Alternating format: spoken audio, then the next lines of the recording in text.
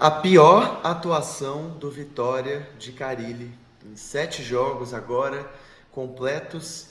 O time que tinha como virtude até então, pelo menos, não perder, chega à sua segunda derrota num jogo muito ruim no Morumbi.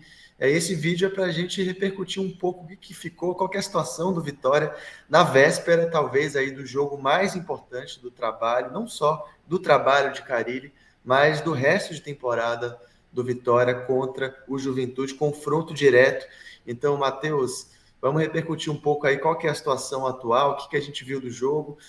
Já deixo aqui a minha percepção de que eu achei a pior atuação até agora do Vitória, volume ofensivo muito ruim. Foi a primeira vez em que a gente atuou com 3 zagueiros, com Carille. Isso me gerou a dúvida assim, em que medida o time não reproduziu alguns vícios do trabalho de Carpini, que utilizou muitas vezes essa formação. A sensação que eu tive, Matheus, assistindo o jogo contra o São Paulo, foi de que foi a atuação menos com o viés Carille de todas. E é irônico isso, porque no primeiro jogo contra o Inter, sem treinamento, a gente já viu mudanças táticas. E o comportamento do Vitória, correndo muito para trás, especialmente fora de casa contra o São Paulo, me lembrou muito a fase final de Thiago Carpini, que a gente não quer lembrar de jeito nenhum, mas de certa forma a gente vai ser lembrado pelo rumo do campeonato contra o Carpini quando a gente enfrentar o Juventude no próximo jogo no Barradão. Mas, Matheus, deixa eu ouvir aí, não gostei da atuação do Vitória, uma atuação que me preocupa. A gente mantém a série negativa contra o São Paulo fora de casa, aí o torcedor sabe bem que é um estádio que dificilmente a gente consegue pontuar, e mais do que isso, competir, trazer boas atuações. A série ruim continua, e agora o alerta ligado, Matheus, porque aquilo que era uma virtude de pelo menos você pontuar fora de casa, sair com empate, agora nem isso está mais acontecendo. A gente vai com uma necessidade enorme de ganhar do Juventude no confronto direto no Barradão. É isso aí, Rafa. Primeiro pedir para quem estiver vendo o vídeo aí, deixar o like, né, se inscrever aí no canal para fortalecer aqui nosso trabalho. Né? De fato, a atuação muito abaixo, né? Carille colocou muito na culpa dos desfalques, né? E eu entendo. Teve movimentação ali, principalmente no meio de campo, voltou o Ronald para o setor que ele já não vinha jogando há 3 partidas, né? Que era ali na parte mais de um camisa 10, talvez tenha impactado. E muitos desfalques, principalmente os dois laterais direitos, né, não poderam jogar. O lateral esquerdo estreou sem ao menos treinar, né? A estreia de Romarinho também, que pela parte física deu para ver que ainda tem suas limitações, mas de fato foi uma atuação muito abaixo.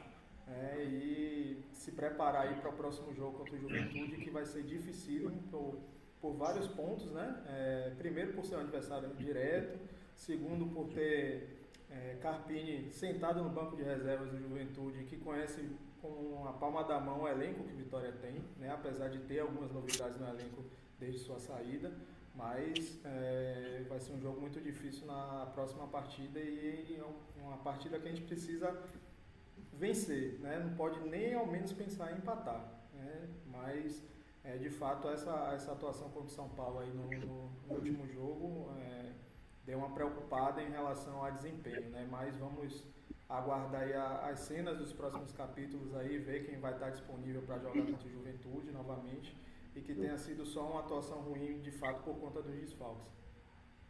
A gente comentava na última live, Matheus, sobre a importância de resultados malandros para o Vitória escapar e, digamos assim, anular a quantidade de pontos bestas que a gente deixou pelo caminho. Foi o caso do Juventude ganhando do Corinthians O na última esporte contra o rodada. Grêmio, né?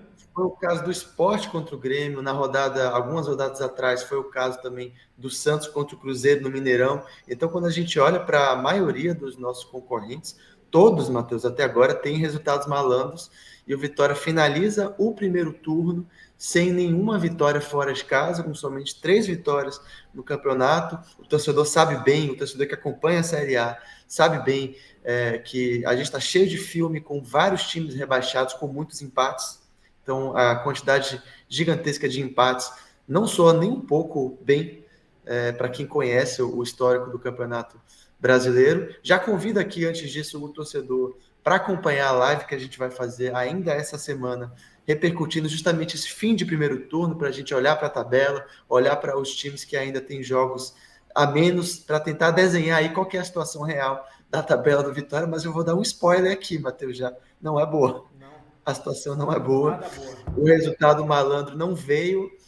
Queria ouvir de você aí, do que você tem acompanhado das outras equipes, como que você vê a diferença, especialmente do desempenho fora de casa dessas outras equipes para o Vitória, e o fato da gente ver com dificuldade para esse próximo jogo do Juventude, já sugere que o Juventude é uma equipe competitiva com o Thiago, na volta do Thiago Carpini, é um time que consegue competir fora de casa, é uma coisa que o Vitória não tem conseguido, Matheus.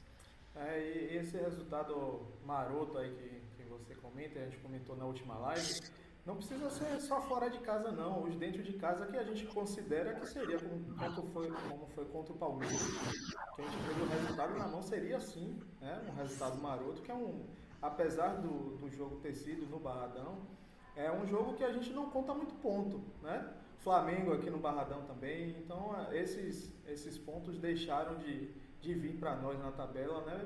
A gente pode contar aí até o do Palmeiras, que a gente já comentou em outros vídeos e outras lives aí, por falta de qualidade de fato mesmo, né, do elenco. Mas enfim, a gente vê aí dos times que estão abaixo, e o que preocupa são os jogos a menos que os outros times têm. O Vitória, daquela turma dali de baixo, é o único que fez 19 partidas, né?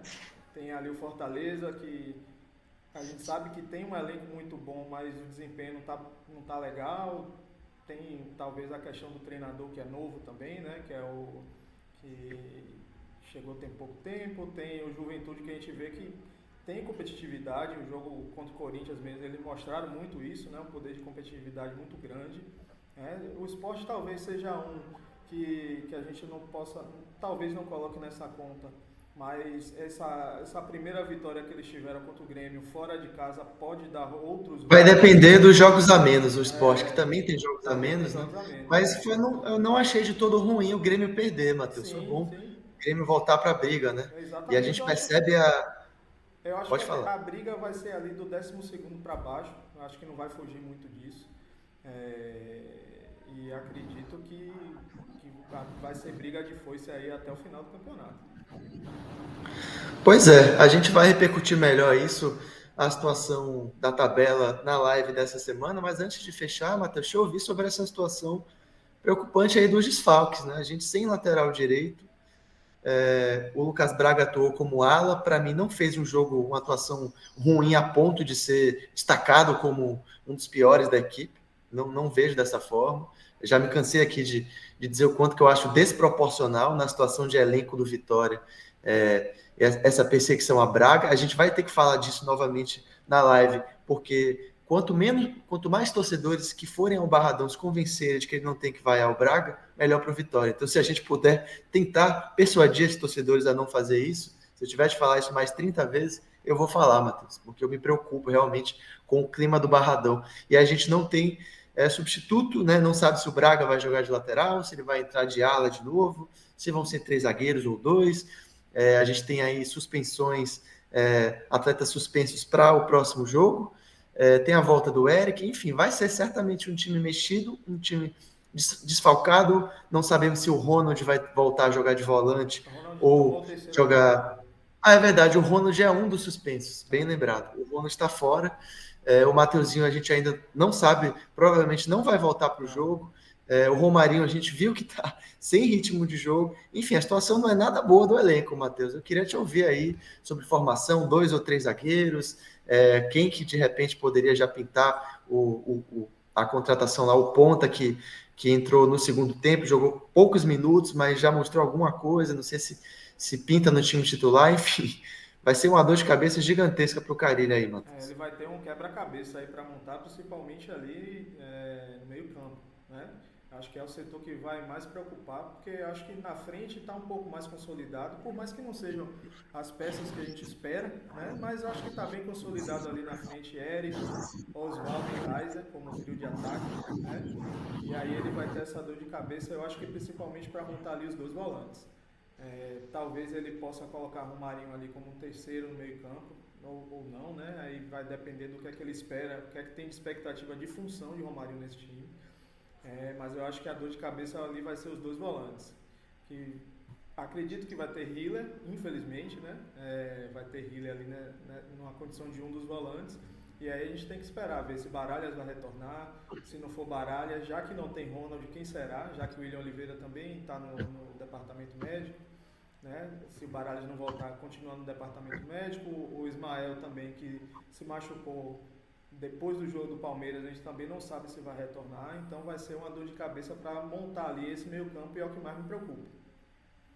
Pois é, o William Oliveira continua fora também, então a situação está muito complicada. A gente vai falar mais disso na live pré-jogo, em que a gente também vai repercutir aí, como eu falei, a situação da tabela do Vitória. É uma live de fim de primeiro turno, live para a gente aqui simular resultados, falar da tabela, falar dos adversários do Vitória, dos concorrentes, enfim, já convido vocês a participarem aí no final dessa semana. Se você gostou desse vídeo, deixa o seu like, se inscreve no nosso canal aí caso você não seja inscrito, e um forte abraço a todo mundo.